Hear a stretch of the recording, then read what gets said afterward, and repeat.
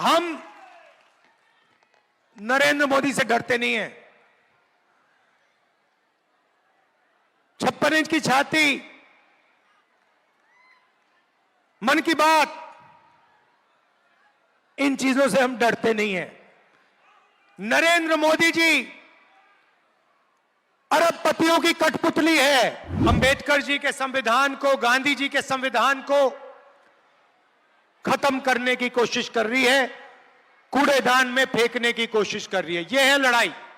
आप हिंसा, नफरत इसीलिए फैलाते हो क्योंकि आप संविधान के नहीं हो। कि दुनिया, मोदी जी छोड़ो, दुनिया की कोई ताकत इस किताब को नहीं मिटा सकती क्योंकि यह हिंदुस्तान की आत्मा है। हमारे सामने चुनाव है और चुनाव में राजनीतिक लड़ाई है, मगर राजनीतिक लड़ाई के पीछे विचारधारा की लड़ाई। कांग्रेस पार्टी और इंडिया गठबंधन, ये जो अंबेडकर जी का संविधान है, इसको आप अच्छी तरह देखिए। ये जो संविधान है, इसकी रक्षा करने का काम कर रही है, इसको बचाने का काम कर रही है। बीजेपी और आरएसएस संविधान को, अंबेडकर जी के संविधान को, गांधी जी के संविधान को खत्म करने की कोशिश कर रही है, कूड़ेदान में फेंकने की कोशिश कर रही है। यह है लड़ाई। यह संविधान बहुत पुरानी किताब है। इसमें जो सोच है, यह नई सोच नहीं है, यह हजारों साल पुरानी सोच इसके अंदर है। इसमें अंबेडकर जी की सोच है, गांधी जी की सोच है, बिरसा मुंडा जी की सोच है, फूले जी की सोच है, गुरु नानक जी की सोच है, नारायण गुरु, बसवना, जो भी हिंदुस्तान के महापुरुष रहे हैं, उनकी सोच इस किताब में है। एक प्रकार से यह हिंदुस्तान की जनता की आत्मा है। और अगर आज इस देश में गरीबों को अधिकार है, जो आप वोट डालने जाओगे वो आपका अधिकार है, जमीन का अधिकार है, जल का, जंगल का अधिकार है, अगर वो मिला है तो वो ये इस किताब ने दिया है। इसके कारण आप लोगों को, हम सबको मिला। इस किताब से पहले जो भी राजा महाराजा करना चाहते थे वो करते थे, कोई उनसे पूछ नहीं सकता था, जो मन करता था वो कर जाते थे।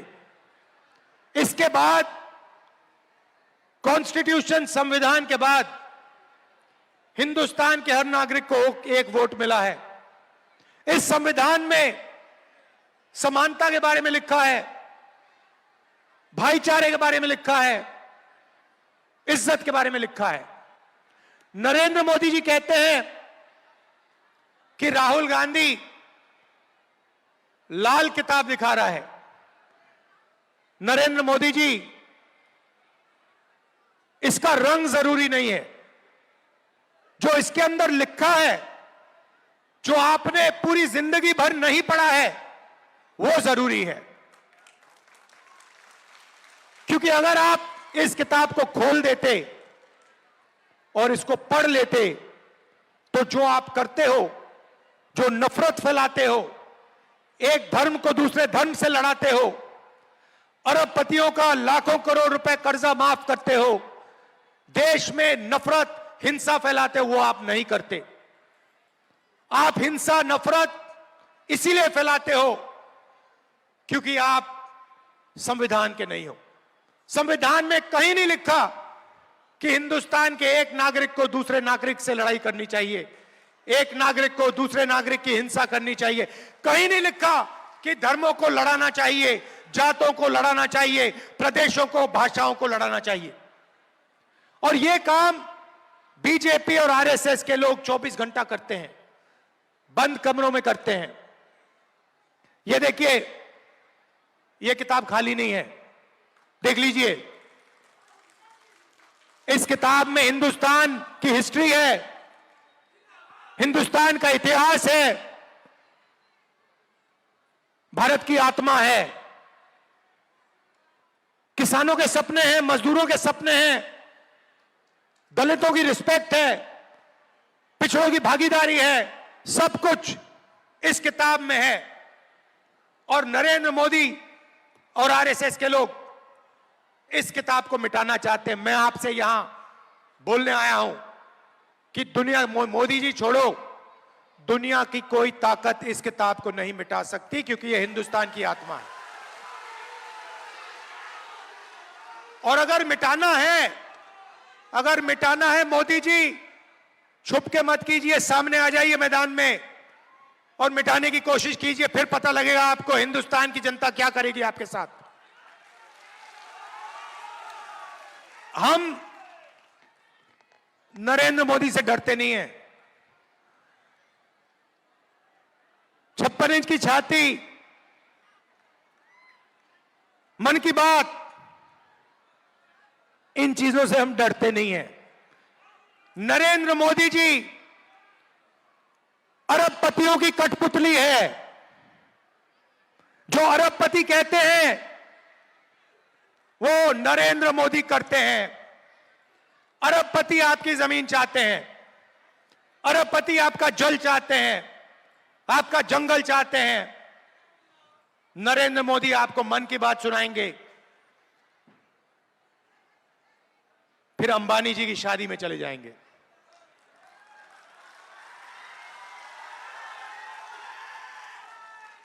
आपको पाठ सिखाएंगे, लंबे लंबे भाषण करेंगे, और फिर शाम को अंबानी जी की शादी में जाएंगे, खाना खाएंगे, नाच गाना देखेंगे।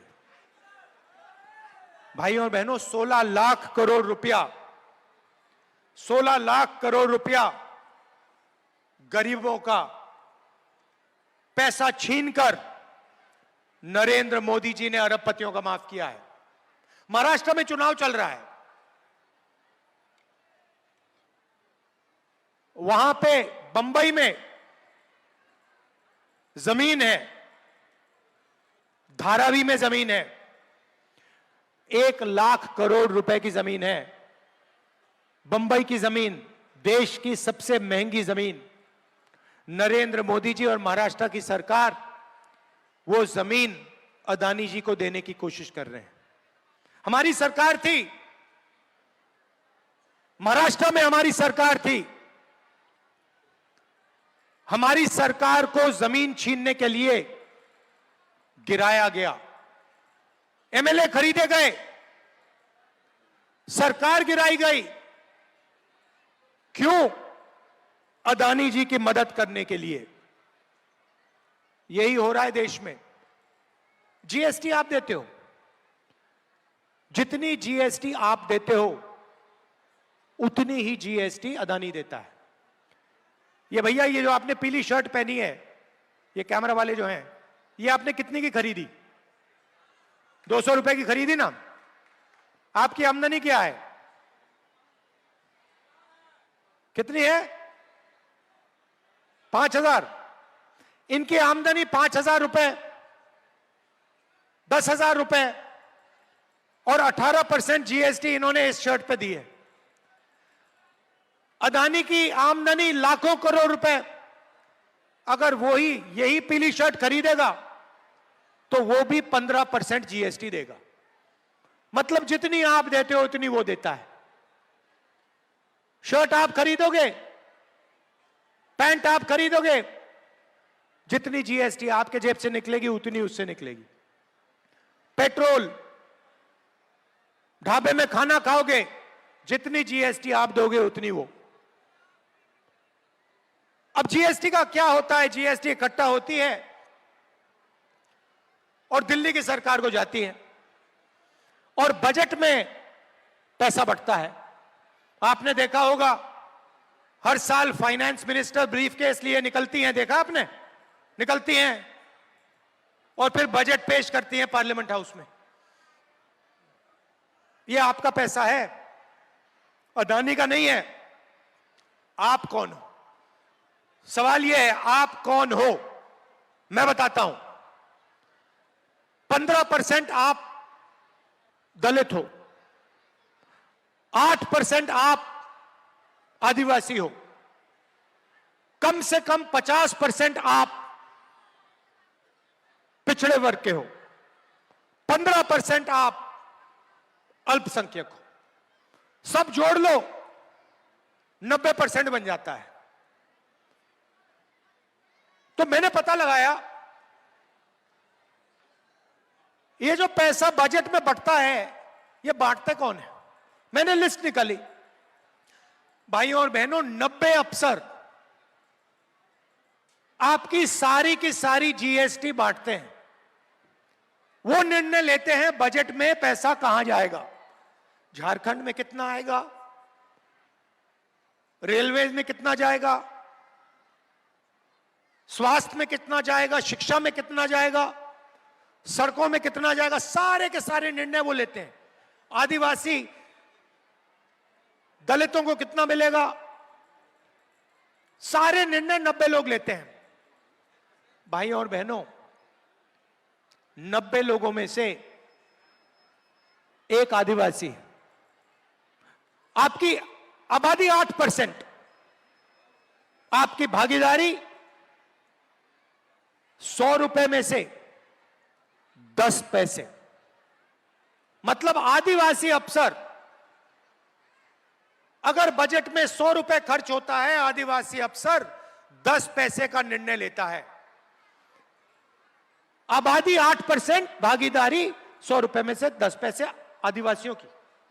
चलिए दलितों की बात करते हैं। 15% आपकी आबादी हिंदुस्तान में, आपके 90 में से 3 अफसर हैं और उनकी भागीदारी, अगर हिंदुस्तान के बजट में 100 रुपए खर्च होते हैं तो दलित अफसर 1 रुपया का निर्णय लेते हैं। आपकी आबादी 15%, आपकी हिस्सेदारी 100 रुपए में से 1 रुपया। और पिछड़ों की बात करें तो कम से कम आपकी आबादी 50% है। 55 भी हो सकती है, 60 भी हो सकती है, मगर कम से कम 50 है। कोई जानता नहीं है क्योंकि जाति जनगणना नहीं हुआ आज तक। और आप 90 में से 3, 90 में से 3 अफसर पिछड़े वर्ग के हैं, उनको पीछे बैठा रखा है। छोटे छोटे डिपार्टमेंट दे रखे हैं, कह रखा है भैया तुम लोग पीछे बैठो, तुम्हारी 50% आबादी है मगर तुम लोग पीछे बैठोगे। और 100 रुपए में से उनके 5 रुपए। मतलब अगर आप दलित, आदिवासी, पिछड़ों को सबको जोड़ लो तो 100 रुपए में से आपकी भागीदारी 6 रुपए 10 पैसा। 6 रुपए 10 पैसा। 50% आबादी, 5 रुपए भागीदारी। इसलिए मैंने कहा है कि जाति जनगणना दिल्ली में और झारखंड में होगा। अब आप कहोगे ताली बजा रहे हो, मगर आप कहोगे तो जाति जनगणना होगा तो क्या हो जाएगा, उसमें हमें क्या मिलेगा? मैं आपको बताता हूं। मोदी जी कहते हैं मैं पिछड़े वर्ग की इज्जत करता हूं और फिर भूखा मार देते हैं। कहते हैं मैं पिछड़े वर्ग की इज्जत करता हूं और 16 लाख करोड़ रुपए अरबपतियों को दे देते हैं। किसानों का कितना कर्जा माफ किया मोदी जी ने? 1 रुपया नहीं माफ किया। वो कहते हैं, साफ कहते हैं मैं किसानों का कर्जा माफ नहीं करूंगा। किसान कौन है? किसान पिछड़े वर्ग के लोग हैं, दलित है, आदिवासी हैं। तो जाति जनगणना से दूध का दूध पानी का पानी हो जाएगा। सबसे पहले जाति जनगणना में हम यह पता लगाएंगे इस देश में पिछड़े वर्ग के कितने लोग हैं, दलित कितने हैं, आदिवासी कितने हैं। उसके बाद हम हिंदुस्तान की सब संस्थाओं को देखेंगे और पता लगाएंगे कि ब्यूरोक्रेसी में कितने पिछड़े वर्ग के, कितने दलित, कितने आदिवासी, शिक्षा के सिस्टम में कितने आदिवासी, कितने दलित, कितने पिछड़े वर्ग के, पब्लिक सेक्टर में बड़ी बड़ी कंपनियों में कितने पिछड़े वर्ग के, कितने दलित, कितने आदिवासी। और हम यह पता लगाएंगे कि इस देश का जो धन है उसमें कितना धन दलितों के हाथ में है, कितना आदिवासियों के हाथ में है, कितना पिछड़ों के हाथ में है, कितना माइनॉरिटीज के हाथ में है और कितना गरीब जनरल कास्ट के हाथ में है। उस दिन के बाद एक नई राजनीति शुरू होगी, क्योंकि आपको देश की सच्चाई आपके सामने दिखाई दे जाएगी।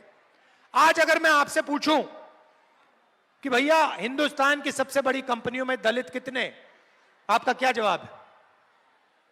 एक भी नहीं। ये मीडिया वाले बैठे हैं, ये 24 घंटा भाषण देते हैं, देखा है आपने इनको टीवी पे, देखा ना?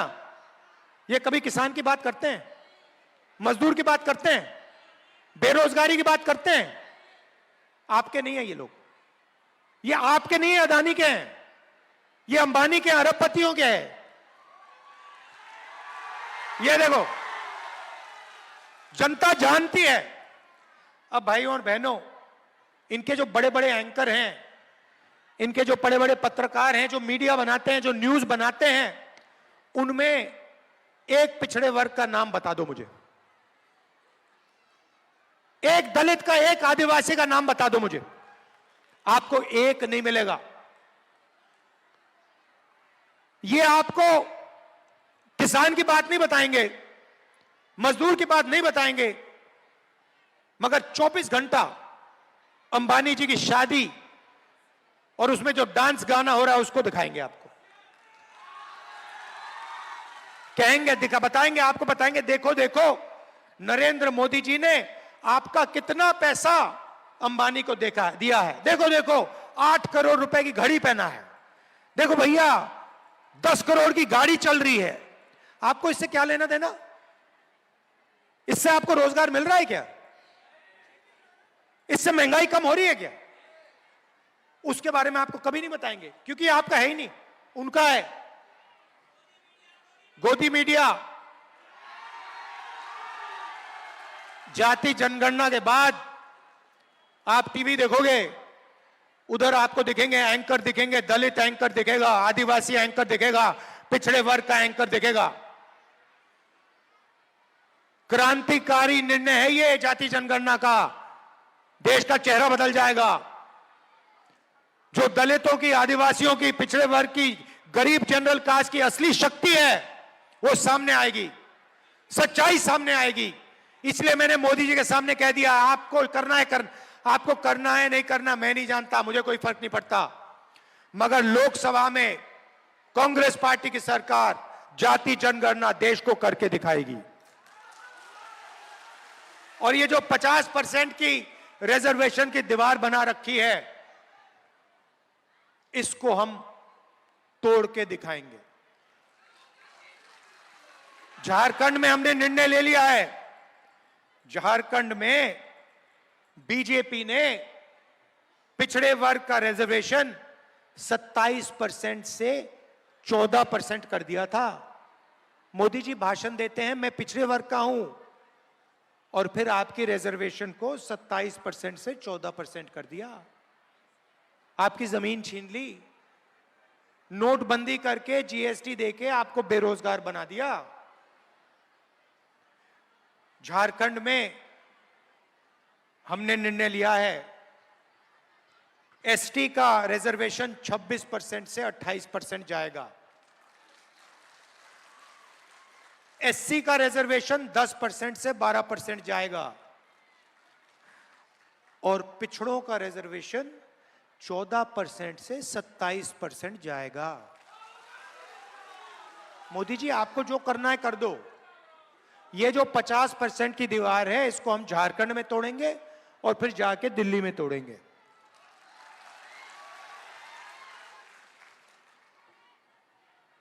मोदी जी ने आपका पैसा लिया, अरबपतियों को दिया लाखों करोड़ रुपए। अब हमने निर्णय ले लिया है कि जितना पैसा वो उनको दे रहे हैं, उतना ही पैसा हम आपको देंगे। इसीलिए हमारा पहला काम महिलाओं के लिए सीधा बैंक अकाउंट में हर महीने खटाखट खटाखट खटाखट खटाखट अंदर 2,500 रुपए महीने के, हर महीने की पहली तारीख हमारी जो बहनें हैं वो जगेंगी, बैंक अकाउंट खोलेंगी और सरकार ने उस बैंक अकाउंट में 2,500 रुपए डाल दिए होंगे। गैस सिलेंडर 450 रुपए का होगा और 7 किलो राशन हर गरीब व्यक्ति को हर महीने मिलेगा।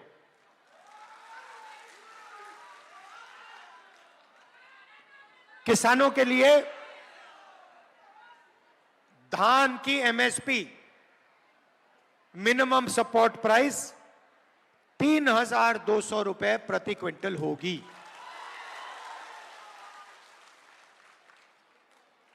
आज 2,400 रुपए है, चुनाव के एकदम बाद 3,200 रुपए प्रति क्विंटल आपको धान के लिए मिलेगा। गरीब लोग बीमार होते हैं, इलाज करने के लिए प्राइवेट अस्पताल में जाना पड़ता है। दिल का दौरा होता है, स्टेंट लगानी होती है, वैल्व बदलना होता है, लाखों रुपए किसान की जेब से निकलते हैं, मजदूर की जेब से निकलते हैं। कर्ज में डूब जाते हो। इसीलिए हम आपके लिए एक नई योजना ला रहे हैं, 15 लाख रुपए तक का स्वास्थ्य बीमा योजना। आप अस्पताल जाओगे, बीमार होगे, माता पिता बीमार होंगे, दिल की बीमारी होगी, कैंसर होगा, आप अस्पताल में जाओगे, एमआरआई करवाओगे, एक्सरे कराओगे, उसके बाद सर्जरी होगी और फिर आपको 1 रुपया नहीं देना पड़ेगा, फ्री में होगा। आप जाओगे, कहोगे भैया ऑपरेशन के लिए कितना पैसा लगा, अस्पताल आपको कहेगा 1 रुपया नहीं लगा, ऑपरेशन का पैसा झारखंड की सरकार ने आपके लिए दे दिया है। आपकी हम रक्षा करना चाहते हैं, आपकी प्रोटेक्शन करना चाहते हैं, जैसे ये संविधान आपकी रक्षा करता है। ये कांग्रेस पार्टी लड़कर हम ये लाए हैं, आपके साथ मिलकर हमने लड़ाई लड़ी और ये लाए, और हम आपकी रक्षा करना चाहते हैं। और हम चाहते हैं कि ये देश सबका हो, सिर्फ अरबपतियों का नहीं, गरीब से गरीब व्यक्ति को भी इस देश में शांति से, प्यार से जीने का मौका मिलना चाहिए। किसान की रिस्पेक्ट होनी चाहिए, उसको सही दाम मिलना चाहिए।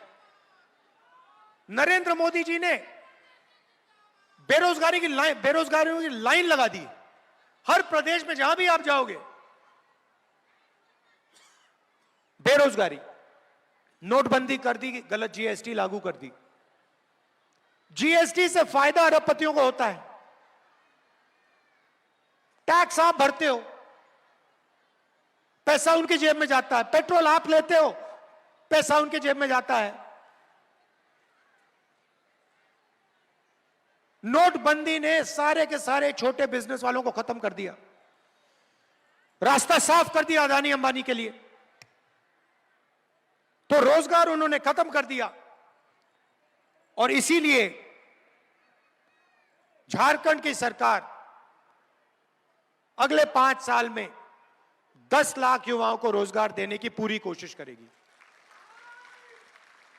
हर डिस्ट्रिक्ट में रोजगार पैदा करने के लिए 500 एकड़ का इंडस्ट्रियल पार्क खोलेगी और डिग्री कॉलेज और प्रोफेशनल कॉलेज हर ब्लॉक में, डिग्री कॉलेज ब्लॉक में और प्रोफेशनल कॉलेज डिस्ट्रिक्ट में युवाओं के लिए हम खोलने का काम करेंगे। अंत में भाइयों और बहनों, संविधान की लड़ाई है। हमने नारा दिया था और आप इस नारे को गहराई से समझ जाओगे। भारत जोड़ो यात्रा में मैंने कहा था 4000 किलोमीटर चले, उस यात्रा में मैंने नारा एक ही दिया। मैंने नहीं दिया, जनता ने दिया।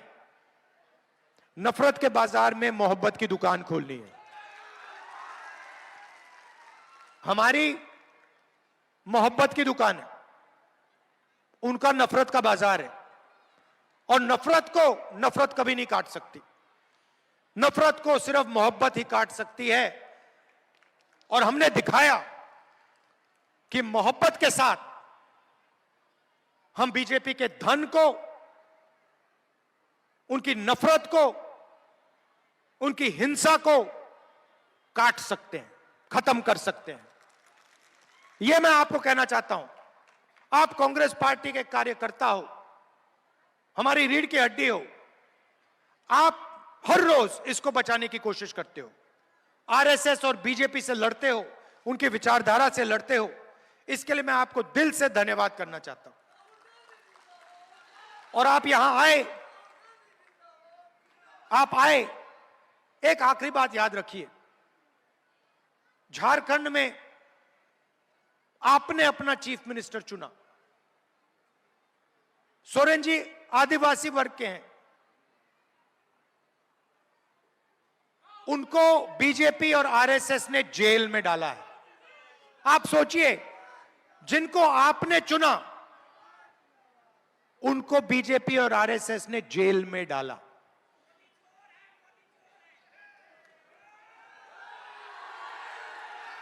तो ये याद रखिए।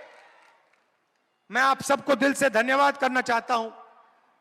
आप दूर दूर से आए, आपने अपना कीमती समय मेरी बात सुनने के लिए दिया। बहुत बहुत धन्यवाद। नमस्कार। जय हिंद, जय झारखंड।